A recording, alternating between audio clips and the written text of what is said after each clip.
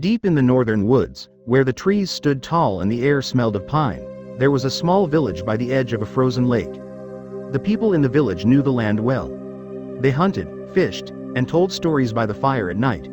But there was one story they spoke of only in hushed voices: the legend of the Wendigo. The Wendigo, they said, was a creature of hunger. Once human, but cursed by greed, it wandered the woods, always searching for more to eat. It was tall, thin, and faster than the wind. Its eyes glowed in the dark, and its breath was as cold as ice. Most people in the village believed the Wendigo was just a story to scare children, but 12-year-old Eli wasn't so sure. Eli was a boy with a curious mind and a brave heart.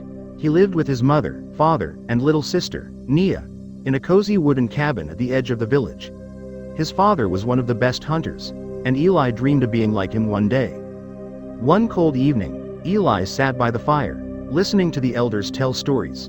Tonight, Elder Otis, the oldest and wisest man in the village, spoke in a deep, serious voice. "The Wendigo is a spirit of hunger," he said, his dark eyes flickering with firelight.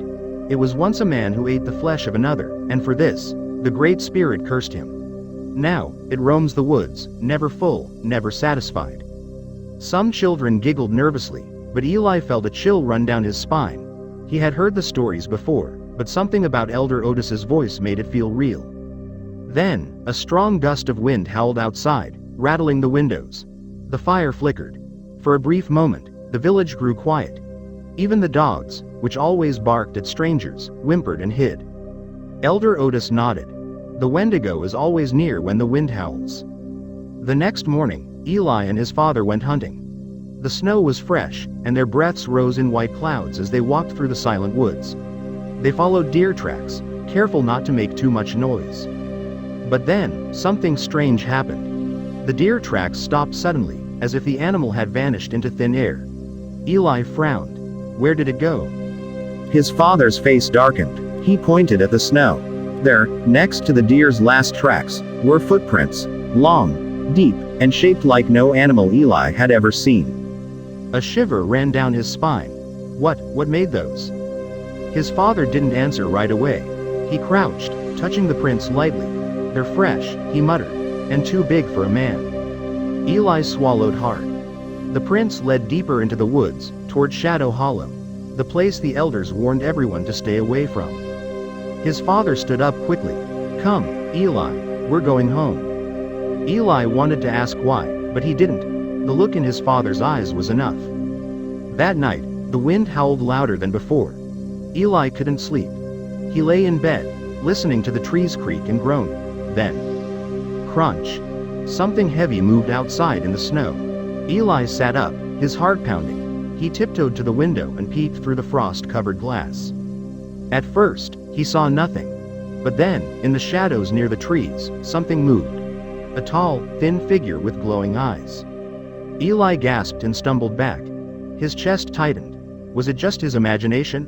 Or was the Wendigo real? He wanted to wake his father, but before he could move, the wind roared again, and the figure disappeared.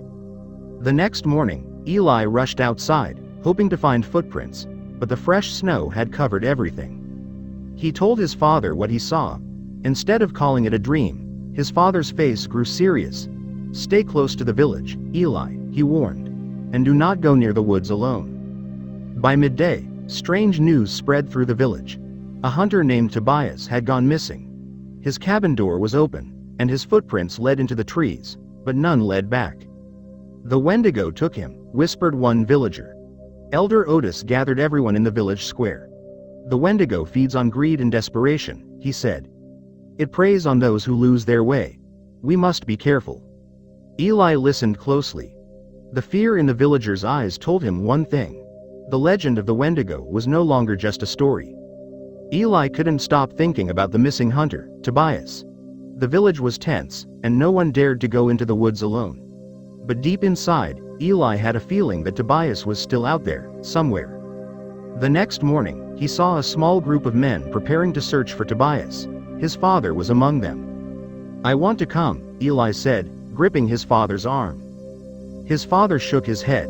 "No, Eli, it's too dangerous." Eli clenched his fists. "But I saw something last night. I saw glowing eyes in the trees." The men exchanged nervous glances. Elder Otis, who stood nearby, sighed. The Wendigo does not always take its victims right away. Sometimes, it lures them deeper into the woods. Eli swallowed hard. The idea of Tobias wandering alone in the frozen forest made his stomach twist. "Stay here, Eli," his father said firmly. Then, he and the men set off into the woods, their torches flickering against the cold wind. Eli wanted to obey. He really did. But something inside him told him he needed to help. That night, Eli made a decision. He would follow the search party's tracks and look for clues. He grabbed his coat, boots, and a small knife before sneaking out of the house. The village was quiet. The only sound was the soft crunch of his footsteps in the snow. As he reached the edge of the forest, he hesitated. The trees seemed taller, darker, as if watching him. A shiver ran down his spine, but he took a deep breath and stepped forward. The search party's footprints were easy to follow, but after a while, he noticed something strange, other tracks, much bigger, running alongside them. Eli crouched and touched the prints. They were deep, fresh. Then he heard it. A whisper on the wind. It was faint, almost like a voice. Eli, his heart stopped. He spun around, but no one was there. Was the Wendigo watching him? Eli pressed on, following the tracks until he saw something ahead. A dark cave at the base of a cliff. The search party's footprints led inside, but the strange, inhuman tracks did too. Eli hesitated. His breath was visible in the freezing air. Should I go in? Then, he heard something from deep inside the cave, a voice. "Help, me, Tobias." Eli took a deep breath and stepped inside. The air was colder than outside, and the walls were covered in frost. Then, he saw him. Tobias was sitting against the cave wall, shivering. His clothes were torn, and his skin was pale. But his eyes were strange. Dark and empty, like he wasn't completely human anymore. Eli rushed to him. "Tobias, what happened?"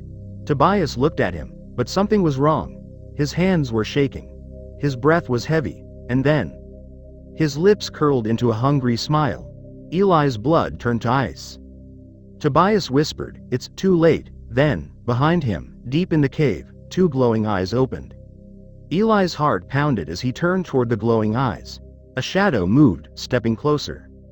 The Wendigo was taller than any man, its body thin and bony like a starving beast. Its skin was stretched tight over its ribs, and its face was a twisted skull with jagged teeth. Eli couldn't move. His feet felt frozen to the ground. The Wendigo let out a low growl, its breath like icy wind. It reached out a long, clawed hand toward Eli. But before it could grab him, a voice shouted from outside. "Eli! Run!" It was his father. The search party had arrived, torches blazing. The Wendigo let out a terrible shriek and leapt backward, disappearing into the cave's shadows. Eli scrambled to his feet. His father grabbed his arm and pulled him away. "Come on." They ran out of the cave, Tobias stumbling behind them. The other men helped drag him away. As they fled, Eli dared one last look behind him. The Wendigo stood at the mouth of the cave, watching. Then, with a whispering howl, it vanished into the night. Back in the village, Tobias was weak, but he was alive. The healer gave him medicine, and the elders gathered to discuss what had happened. The Wendigo nearly took him, Elder Otis said, but he fought it. That is why he still lives. Eli couldn't stop shaking. It was real, he whispered. The stories are real. His father put a hand on his shoulder. Yes, but the Wendigo only comes when the heart is weak, with greed, with hunger, with fear. Elder Otis nodded. The Wendigo is not just a monster. It is a warning. We must care for each other, share what we have, and never let greed take hold of our hearts. Eli thought about this.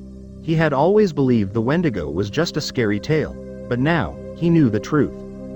The Wendigo was real, and it was still out there, waiting in the darkness. As the years passed, Eli never forgot what happened that night. He told the story to his children, warning them of the Wendigo's hunger. And the village remembered the lesson. Never be greedy, for greed makes you weak. Always help others, for kindness keeps the darkness away. And most of all, never go into the woods alone when the wind begins to whisper. For that is when the Wendigo watches, waiting for its next victim. For more future tales, don't forget to show some love by hitting the like and subscribe button.